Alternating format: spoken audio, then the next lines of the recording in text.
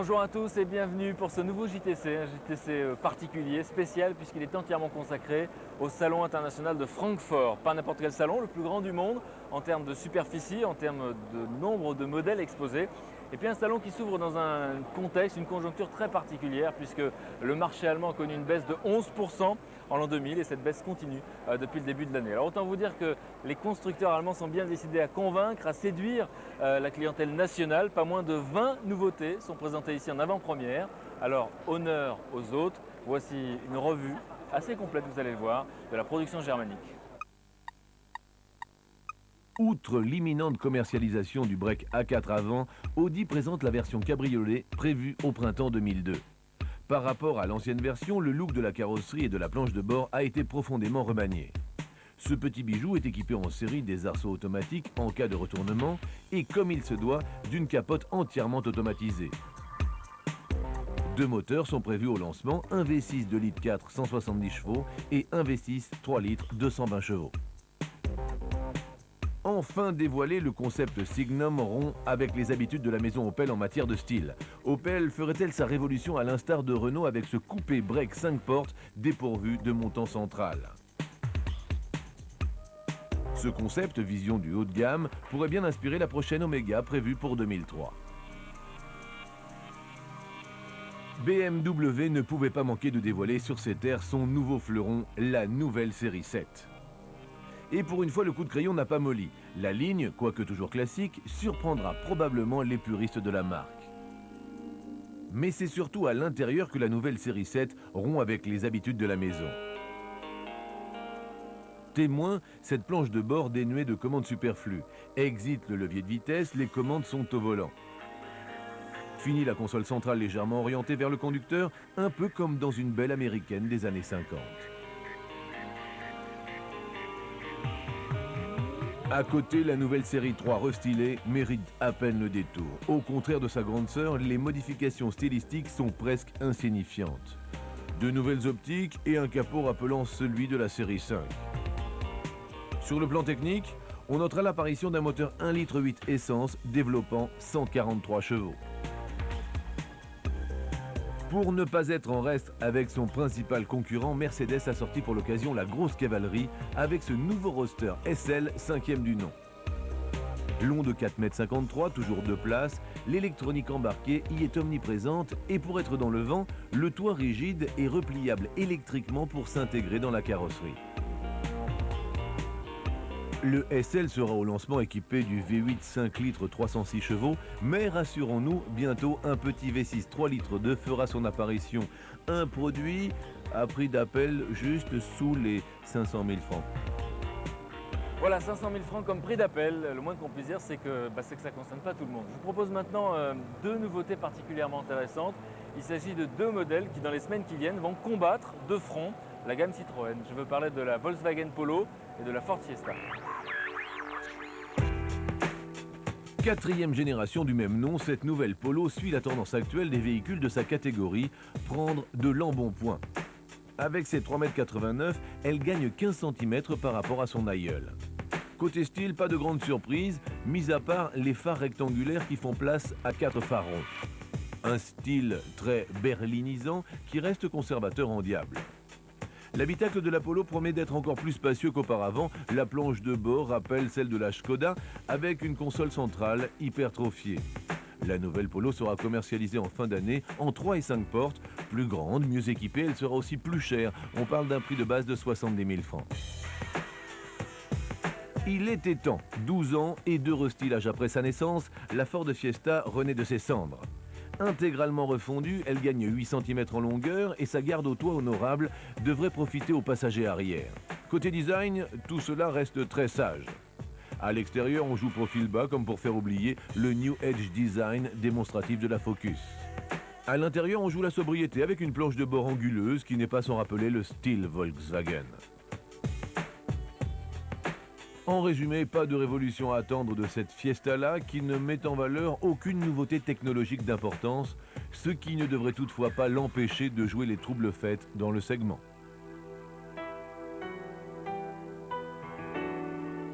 Voilà, c'est ce qu'on appelle un panorama assez complet des nouveautés allemandes. Vous imaginez bien que les autres marques ne sont pas en reste, elles ont elles aussi envie de séduire. D'abord les marques françaises qui contrôlent, je vous le rappelle, un quart du marché européen. Des marques françaises qui font preuve de beaucoup d'audace et de beaucoup de dynamisme, c'est ce que vous allez voir dans ce reportage. Reportage dans lequel vous allez découvrir également deux nouvelles Nippon et une nouveauté italienne très attendue, la Fiat Stilo.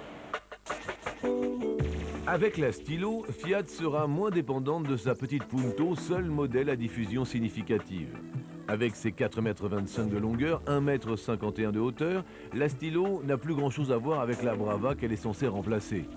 Avec son style carré, son arrière cubique, la Stilo promet une habitabilité record et une modularité intérieure digne d'un monospace.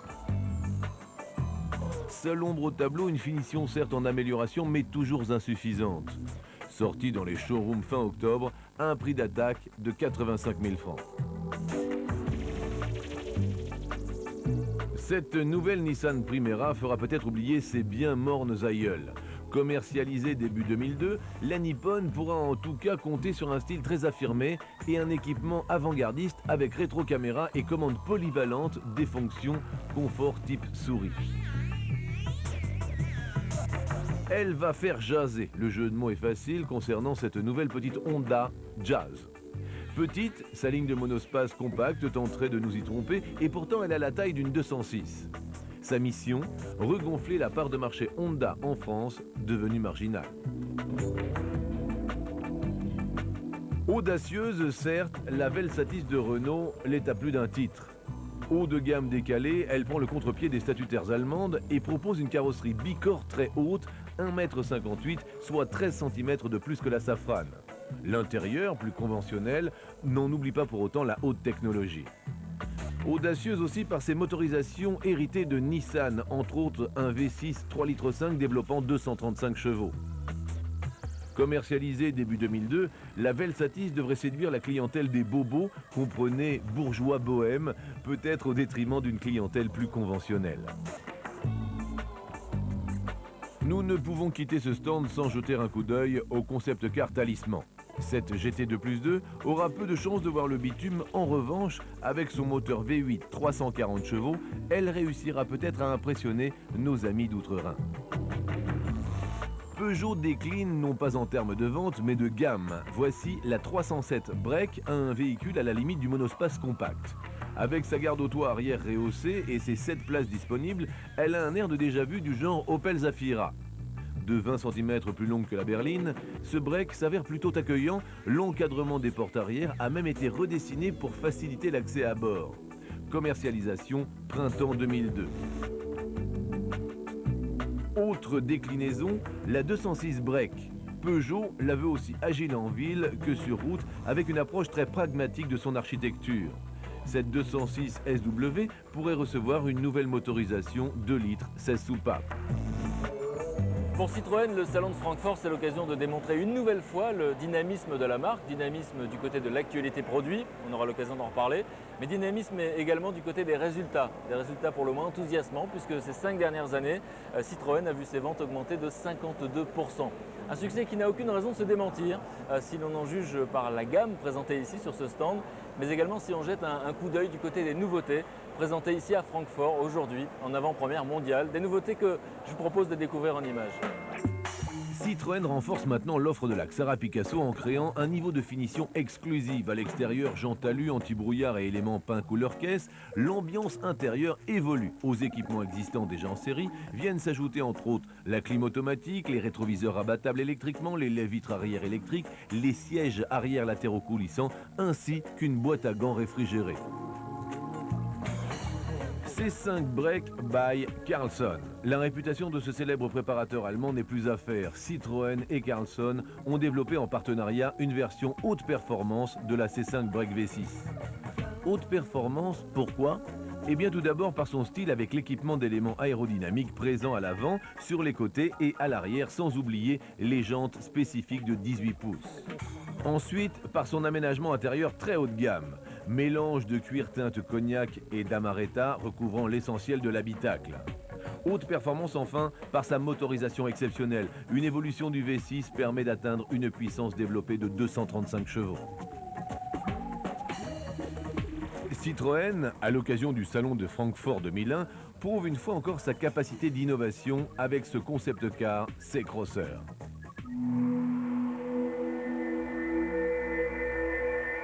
C-Crosser s'adresse à tous ceux qui sont à la recherche d'un véhicule polyvalent, répondant à leur désir d'aventure, de liberté, de bien-être et de vitalité. Forward.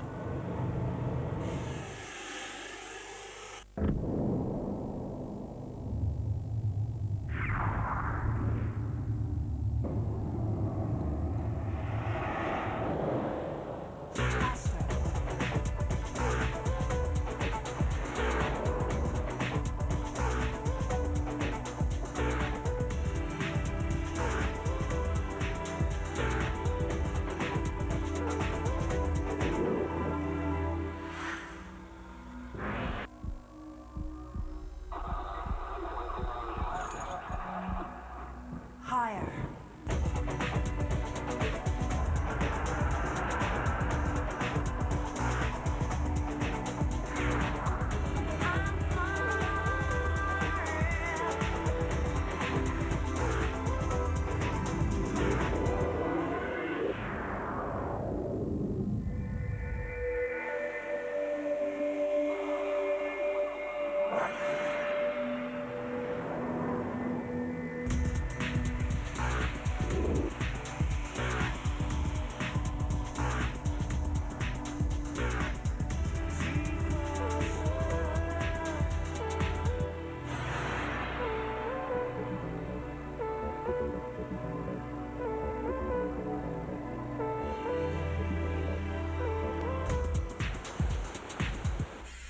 Higher, forward, faster.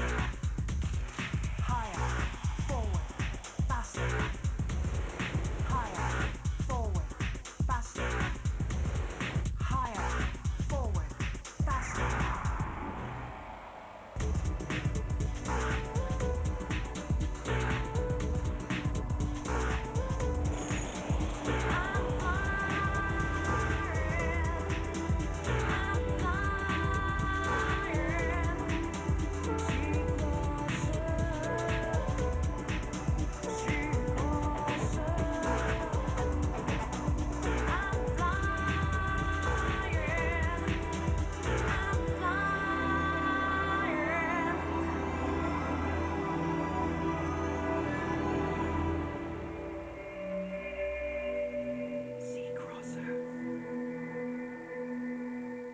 Lors de l'ouverture de ce salon de Francfort, Citroën a créé l'événement.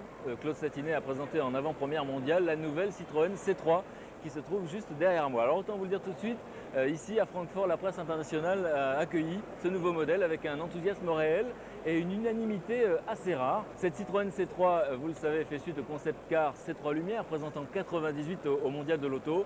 Et ce nouveau modèle eh bien, devrait, dans la gamme Citroën, dès le semestre prochain, s'intercaler entre la Saxo et la Xara. Présentation. Elle accroche indéniablement le regard et inspire aussitôt de la sympathie. Sa personnalité forte et originale, son style expressif et attirant, ses formes généreuses invitent à la convivialité. Avec ces trois, Citroën concrétise sa nouvelle façon de concevoir la voiture compacte. Son architecture nouvelle se caractérise par une largeur de 1,67 m et surtout une hauteur de 1,52 m, exceptionnelle par rapport à sa longueur de 3,85 m. Ces proportions lui confèrent une habitabilité importante au regard de sa compacité. Par ailleurs, ces trois offrent une excellente praticité en optimisant les prestations de volume intérieur, que ce soit pour les passagers ou leurs bagages. Un toit ouvrant en verre électrique de dimension exceptionnelle découvre la voiture jusqu'au siège arrière. La luminosité intérieure, l'importance des surfaces vitrées contribuent au bien-être à bord. Le coffre de capacité étonnante pour son segment est particulièrement pratique avec le Moduboard tablette créé par Citroën pour une modularité intelligente. Au lancement, la gamme sera équipée de 5 moteurs, dont les deux moteurs 1,4 litre HDI et 1,4 litre HDI 16V, issus de la coopération entre PSA Peugeot Citroën et Ford. Alors Claude Satinet est avec nous, bonjour. Bonjour. La presse est unanime, on l'a beaucoup dit, en tout cas est très excitée, très emballée par les C3. J'imagine que vous jubilez un petit peu quand même. Ah bien, je suis évidemment très content de l'accueil de C3 par la presse qui n'avait vu jusqu'à maintenant que le dossier. Donc les commentaires étaient très très bons avec le dossier. Je suis aussi très content de l'accueil des concessionnaires, aussi bien les concessionnaires français à Monaco que les représentants des concessionnaires européens qui ont eu la chance de la voir à Paris. Tout le monde est très content de C3. Je finis par être inquiet sur la capacité installée. Alors, c'est vrai que certains, en tout cas, tout le monde pronostique un bel avenir pour la voiture, pour ce modèle, et certains la voient même déjà en tête des ventes dans les mois qui viennent. Quelles sont, pour un directeur général comme vous, la réelle ambition que vous portez à cette voiture, à ce modèle? Non, j'ai une très grande ambition pour C3. Effectivement, il faut vendre plus de 300 000 C3 par an, mais je voudrais qu'on évite le risque que nous courons tous, qui est de ne vendre qu'une seule voiture, la plus facile à vendre. Et effectivement, C3 sera sûrement une voiture facile à vendre, mais ce n'est pas l'objectif. L'objectif, c'est de la vendre en plus de celle que nous vendons déjà aujourd'hui. On en a parlé et je crois qu'on y reviendra avec beaucoup de fermeté. Alors justement, elle s'intercale dans la gamme entre la Saxo et la Xara. Comment est-ce que vous voyez vraiment concrètement cette cohabitation?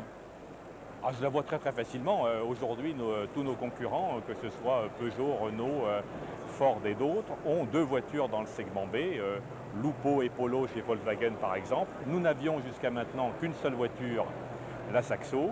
Nous passons à deux voitures. C'est un passage durable qui n'est pas limité à la Saxo, qui sera remplacé un jour par une autre voiture à sa place. Donc il ne faut pas rater l'occasion. Elle ne passera pas deux fois. Alors on parle pour le lancement du premier semestre 2002. Vous pouvez préciser cette date de lancement ou pas du tout? Alors, j'ai eu l'occasion de dire au réseau français que la première étape pour le réseau sera une voiture par point de vente au mois de janvier 2002. Ensuite, on verra selon l'avancement des calendriers. Alors, je vais vous poser la question suivante. Citroën nous a habitués ces dernières années à présenter des concept cars qui étaient vraiment à l'origine de modèles de série ensuite. Est-ce que ça veut dire qu'on va voir dans les années qui viennent sur la route le C-Crosser ou la C3 pluriel? Alors la C3 pluriel, oui. Je vous ai toujours dit que la C3 pluriel serait commercialisée. Elle sera commercialisée en 2003. Mais quand vous dites qu'on a habitué à faire des concept cars qui étaient traduisibles en voiture, ça n'est pas aussi vrai que ça. L'an dernier, on a présenté Osmose en disant très clairement que cette voiture ne serait pas commercialisée dans les 10 ans qui viennent. C-Crosser ne sera pas commercialisé dans les 10 ans qui viennent, au moins sous cette forme-là. Vous êtes formé. Un mot de sport avant de se quitter. En 2001, donc, Citroën s'est engagé dans le championnat du monde des rallyes pour 4 épreuves. Qu'est-ce que vous pouvez nous dire sur le programme des mois à venir, sur le plan sportif? Alors pour 2001, 4 épreuves, il en reste encore 2 à courir, très bientôt, donc il y a une certaine tension sur les résultats, mais bien entendu il s'agit de mettre au point la voiture et l'équipe de sport, donc il y a une relative tranquillité quand même. L'année prochaine c'est 7 épreuves, déjà ça devient plus sérieux, et 2003, il faut gagner, donc il faut utiliser 2002 comme l'année de préparation de 2003. En tout cas, là, je suis très content en Allemagne de pouvoir fêter la victoire de la Xara WRC au Rallye d'Allemagne. Les concurrents étaient de bon niveau, mais on a gagné quand même. Merci beaucoup en tout cas. On va laisser notre place parce que figurez-vous que cette place est très très demandée. Ah oui? Les journaux télévisés sont en direct du stand Citroën. Donc j'imagine que tout le monde est un peu excité ici. Nous on se dit à très très bientôt, au mois prochain pour un nouveau numéro du JTC. Et on va se quitter avec d'autres images de la C3, un clip juste pour le plaisir. À très bientôt. Au revoir.